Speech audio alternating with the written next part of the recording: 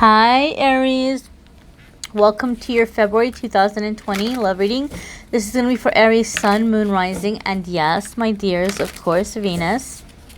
Let's see what's happening for you guys in February 2020. We're going to lay down 5 cards. 1, 2, 3, 4, and 5. So, I was about to say Monday, Tuesday, because I'm so used to the weekly videos. Alright, you've got Queen of Wings coming up here for your first card for February in love. So, Queen of Wings coming up is letting us know, Aries, you're getting ready to make some choices. Now, the creator of this deck has us listed as the analyst. And so this is going to be about thoughts. This is going to be about reviewing what's working for you, what's not working for you, what you're happy with, what you're not happy with. But when I see Queen of Wings or Queen of Swords, it also gives me a sense of boundaries. Like you are trying to figure out what... No, I'm not going to say you're trying to figure it out. I feel when you're in Queen of Wings or Queen of Swords mode, you pretty much have your mind made up. It's just now it's about enforcing those things. Aries, I feel for some of you, you've been going back and forth with someone. I don't necessarily feel a karmic vibe from them, but I do feel this is somebody that maybe you've been going back and forth with, and for a long time you've kind of been on the fence about whether you want to stay with them or not, or whether you're going to give them a chance to come back into your life or not. And so this is somebody that in the past they'll shape up for a little bit, and then they go right back to the old stuff, and you're like, you know what, I'm not going to do this anymore. Like you are not letting them do that. Like you are holding the boundary, and like this is it. I feel like for some of you, like this is it. This is the last chance for somebody in your life. This is the last chance for them to get it together, or you're gonna be walking away. And in the past you would let them slide. You're like, okay, well, let me not like be dramatic, or let me not make a big deal, or okay, well, I won't say anything. And then like little by little they went back to the old habits, and you're like, nope, I'm not going to do that anymore. I'm going to hold the boundary. You know, I'm not going to expect them to, you know, step up and just kind of, you know, get back on track. Like they're either on track or they're out. Like that's the energy that I feel.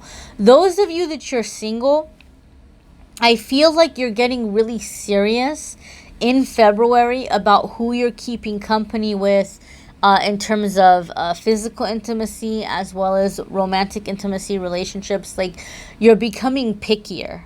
Those of you who, I think in general, right, you're just becoming pickier about what you're willing to allow in your life and what you're not going to allow. But when Queen of Swords comes in, or Queen of Wings, she has a very clear vision of what her goal is, what she's trying to get to. And she's not going to suffer fools. She's not going to suffer fools kindly. She doesn't have time for it. So you're either on board or you're out. And so this is the way I feel, Aries, you're approaching love in February 2020. You're very clear about what you're looking for in a relationship, and anything that's not matching up to that, you don't have time for it. You don't have time for it. You don't have time to entertain it. You're busy. You got things to do. I think that I'm like hearing some of you, like you're just like, you know what, I'd rather be single than be in the wrong relationship. But as you're setting up with this energy of this firmer boundary, you're aligning with what's going to make you happy, with the right person for you. So I just feel like, Aries, when it comes to love in February, you're kind of in this no-nonsense kind of mood. Next, we have 7 of Roses. So what did I tell you? What a beautiful confirmation. I just got like little chills that ran down my ran down my spine. The creator of this deck has us listed as courage. Okay. So with 7 of Roses, this is going to be, yeah, courage is required. But 7 of Roses, we might know it in traditional tarot as 7 of Wands. And that's standing your ground, right? When 7 of Wands or batons or whatever you want to call it, 7 of Wands comes up, it's a card where there's been some conflict. And you may have been able to prevail in that conflict. And now you're in the energy of holding your ground, like standing your ground. So like I said, I had this feeling that some of you had somebody that, they'd step up and they'd start slipping again. And you're holding that boundary like, nope, I'm not going to let you sweep it under the rug again. I'm not going to let you go back to old habits. You go back to the old habits, you're gone, right? So 7 of Roses really not only confirms that for me, it makes me feel like whoever you're dealing with, they know that you mean business. They know that you mean business. I do want to give you a little bit of a warning with 7 of Roses, however, or I mean not 7 of Roses, but 7 of Wands. Like if I was using another deck and 7 of Wands comes up, 7 of Wands sometimes tells me you're dealing with somebody that they may feel like they need your attention, or they may feel in some way threatened by your decisions or your choices or your new kind of stature in life, where they may do things to try to kind of pull you into an argument with them. Whether it's because they feel competitive with you and they want to trip you up so they can be where you are, or if they just kind of feel like they're not getting enough attention and they're just trying to, bring you back down to their level. Sometimes when I see 7 of Wands, it can indicate somebody trying to bring you into a disagreement or an argument. So what I feel like is happening is this. You're standing your ground. This person knows that you mean business. And so they may start to do things or say things that make you, that they're trying to make you feel like, well, you're being too hard on me because you do X, Y, and Z. Or, how come, I have to change this, but I have to put up with this or that about you. And so I almost feel like this person is maybe kind of picking a fight, whether they realize they're doing it or not. I feel like they're kind of picking a fight to try to get your sympathies later. That, you know what, oh my gosh, you're so right. Like, I'm just, I almost feel like they might be doing something to make you feel or seem like, you have a bad temper, or, like you're just being too hard on them. So I would be cautious and I would be careful. And if you feel like someone is saying or doing things that really want to make you lose your temper, some of it may be maybe a little bit, again, like they know what button to push, because I feel like they're wanting to argue so that you guys can make up later. And then when you make up, they're wanting to turn things in their favor. So when I see 7 of Wands, I say, just don't let anybody pull you into drama. Don't let anybody knock you off from your solid ground and pull you down into their level. Might not happen for a lot of you, but it could be happening for some of you, because I am feeling that energy. These are general readings. You guys aren't going to have the same exact experiences, but that is something I feel some of you need to be on the lookout for, Aries. Next, we have 8 of Wings. Oh, gosh. So this is kind of confirming it for me. Aries. You've made up your decision about what you want to do and where you're headed, and you have your boundaries. And somebody may be not testing those boundaries, but trying to find clever ways of getting you to loosen up on those boundaries. And so they may be trying to pick some kind of fight or argument so that you guys can make up later, and they can pull on your sympathies and make you maybe kind of ease up a little bit on your expectations of the relationship or your expectations of them. This is confirmed for me by the next card, which is 8 of Wings. Now, the creator of this deck has this listed as Indecision, okay? And so in traditional tarot, 8 of Wings would be what we know as 8 of Swords, right? And when you see 8 of Swords in a lot of the other decks, it's usually a lady. She's got this blindfold on. There's these 8 swords that are around her, and she feels kind of stuck. So sometimes in a love reading, when we see 8 of Wings, it can indicate something along the lines of somebody who feels trapped in a situation or stuck in a situation. The roles can be reversed. Maybe your person that you're dealing with, maybe they're starting to feel stuck in the relationship because they don't know if they can keep these changes up long term or not. It could be you feeling stuck in the relationship if your person is showing up in that 7 of Roses energy, where, you know, they may be kind of like challenging in some way. You know, they could be thinking of a way or devising a way to feel like they can kind of trap you. Okay, 8 of Swords can indicate somebody who's just feeling discouraged or looking to be rescued, and all of those things. But sometimes in a love reading, especially with the cards that are coming up now, I feel like someone's trying to trap somebody, or somebody's trying to make somebody like feel like you can't get out of this relationship, or you need me. Okay, that kind of thing, that kind of situation. So if you do have a partner that you feel like they are picking fights, or they're trying to make you feel bad for them, or things like this, and maybe you want to meditate on it about how much of it might be true and how much of it might be kind of them being a little bit manipulative or trying to get you to feel sorry for them. But be careful, Aries, because you're in this Queen of Wings mode. And maybe for some of you, it's like you're climbing up in your career. Sometimes I see that with Queen of Swords is there's an energy of somebody really climbing up in their career. And then 8 of Wings or 8 of Swords for me can indicate that maybe this person feels like they don't want to lose you. So they're going to try to find some way to lock in the relationship. And they may sometimes, depending on the vibration of the person, they could do it in an unethical kind of way. So like an unethical kind of way would be like deliberately getting somebody pregnant to trap them, or deliberately getting pregnant to trap somebody. That would be unethical, right? Like, oh, well, you can't leave me now because there's a kid coming. Like, it can be sometimes that kind of situation. Or something along those lines. So just be cautious. Be aware of anything. If something is making you feel toxic, or something is making you feel uneasy, or feeling like out of balance with your emotions, you know, something is being triggered here. And for some of you, unfortunately, you might be intentionally triggered because someone feels like you're like this is it for them.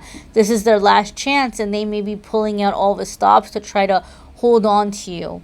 In different ways. If you're single, I do feel like somebody is seeing you as like this ultimate prize or this ultimate challenge, and they're just wanting to catch you in some way because they might see you like, you know, oh, you know, well, you're the one that always gets away, or you're the one who's not impressed. So it's like game on. If you're single, someone's seeing you as like a challenge, like they just kind of want to catch you. Next, we have here 6 of Shells. So 6 of Shells is going to be in traditional tarot what we know as 6 of water, right? And here we have it listed as joy. And absolutely, 6 of Shells can indicate a happiness. It can indicate a positive experience. It can indicate, you know, like good times, reminiscing, you know, happy kindnesses, things of this nature. It could also be somebody returning from the past. Okay?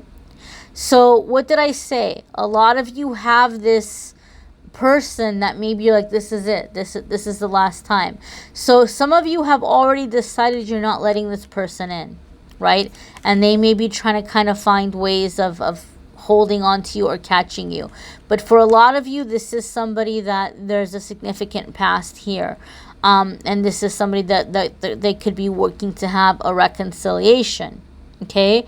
And I'm feeling the dynamic now is that for some of you, what's happening is you're feeling stuck because even though you're not letting this person back in, you know, they keep returning. They keep returning. Like they just kind of don't want to let you go, or they don't want to leave you alone.